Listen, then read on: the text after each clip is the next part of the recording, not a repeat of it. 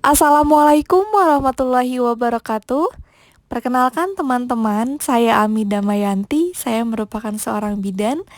Oke, pada sesi ini saya akan membahas tentang uji kompetensi bidan di Indonesia. Mari teman-teman kita kupas tuntas tentang uji kompetensi bidan di Indonesia. Apa itu uji kompetensi? Oke teman-teman, jadi uji kompetensi itu merupakan suatu proses pengukuran pengetahuan, keterampilan, dan perilaku dari seorang peserta didik yang berkuliah di bidang kesehatan. Bagaimana sih uji kompetensi ini dilakukan? Jadi, uji kom ini dilakukan melalui suatu proses penilaian baik secara teknis maupun non-teknis, melalui serangkaian proses dan dinyatakan dalam hasil akhir apakah seseorang ini telah berkompeten atau bahkan belum kompeten. Nah, untuk teman-teman di bidang kesehatan, jadi bisa kita ibaratkan jika anak SD, SMP, SMA ada ujian nasional untuk mahasiswa bidang kesehatan ya, ada uji kompetensi ini.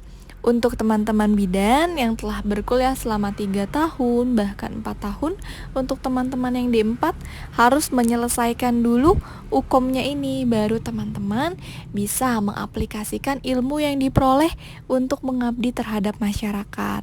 Apabila teman-teman belum lulus UKOM, maka teman-teman belum berkompeten atau belum dianggap kompeten untuk melakukan asuhan yang teman-teman akan berikan terhadap masyarakat itu.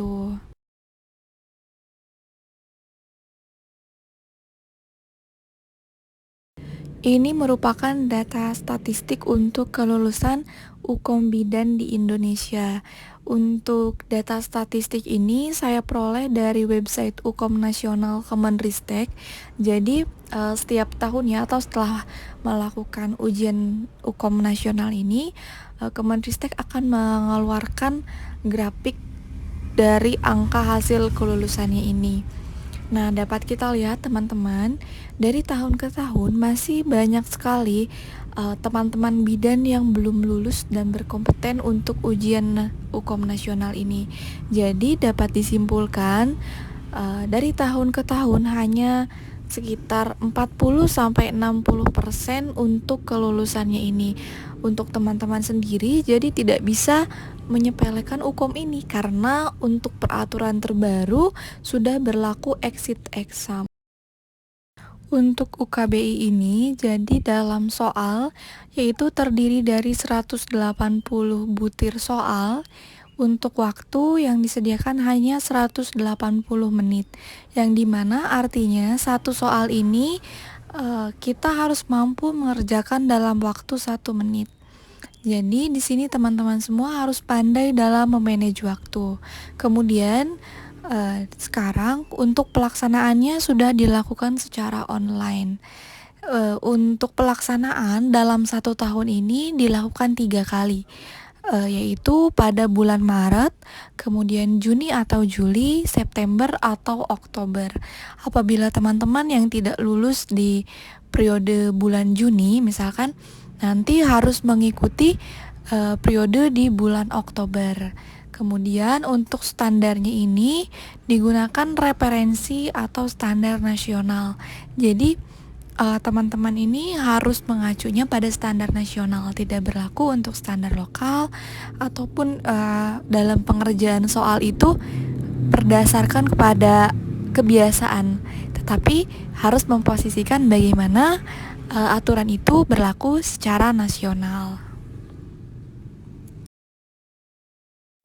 Nah teman-teman, kenapa sih UKOM ini penting? Jadi perlu teman-teman ketahui, ketika teman-teman mengikuti UKOM dan lulus maka dinyatakan kompeten. Untuk peraturan terbaru berlaku exit exam, di mana artinya apabila teman-teman tidak lulus dalam UKOM, maka teman-teman tidak bisa mengikuti wisuda yang diselenggarakan oleh kampus.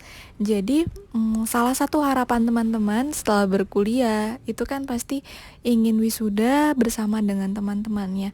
Akan sangat disayangkan sekali apabila teman-teman ini wisuda tapi tidak bareng atau tidak sama-sama dengan teman-temannya. Kemudian Selain untuk wisuda, Ukom ini apabila lulus dinyatakan kompeten akan mendapatkan Serkom atau sertifikat Ukom. Nah, di mana si Serkom ini menjadi salah satu syarat pembuatan STR. STR ini merupakan surat tanda registrasi yang dimiliki seorang tenaga kesehatan. Kalau teman-teman sudah punya STR, teman-teman bisa bekerja atau bahkan mengikuti CPNS. Karena syarat untuk bekerja ini harus sudah memiliki STR. Syarat untuk CPNS untuk tenaga kesehatan harus memiliki STR juga. Jadi kenapa Ukom itu sangat penting? Karena ini akan mempengaruhi step selanjutnya teman-teman dalam menyelesaikan perkuliahan dan untuk bekerja. Nah, untuk persyaratannya Ukom ini jadi biasanya yang kolektif itu dari kampus ya. Tapi perlu teman-teman ketahui bahwa seluruh persyaratannya ini harus dilengkapi oleh teman-teman. Apabila tidak, proses pendaftaran ini tidak dapat dilakukan. Jadi, step yang pertama ini teman-teman harus sudah terdaftar dalam PD Dikti. Ini biasanya kampus yang mendaftarkan dan yang mengisi.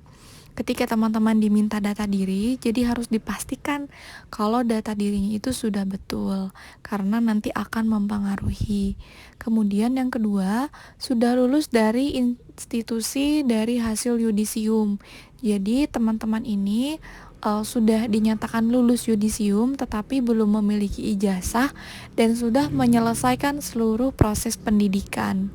Untuk step yang terakhir, teman-teman nanti akan dimintai biaya untuk pembayaran ujikom ini, tetapi untuk nominalnya biasanya nanti akan disebutkan di halaman websitenya Ristek Dikti. Jadi ketika kampus meminta persyaratan atau data diri teman-teman harus divalidasi oleh teman-teman bahwa datanya itu sudah betul, karena akan sangat sulit sekali ketika datanya sudah masuk di dikti tapi ada kesalahan, nanti akan ribet sampai akhir, dari mulai Ukom ini, kemudian Serkomnya, kemudian untuk ijazah teman-teman sendiri.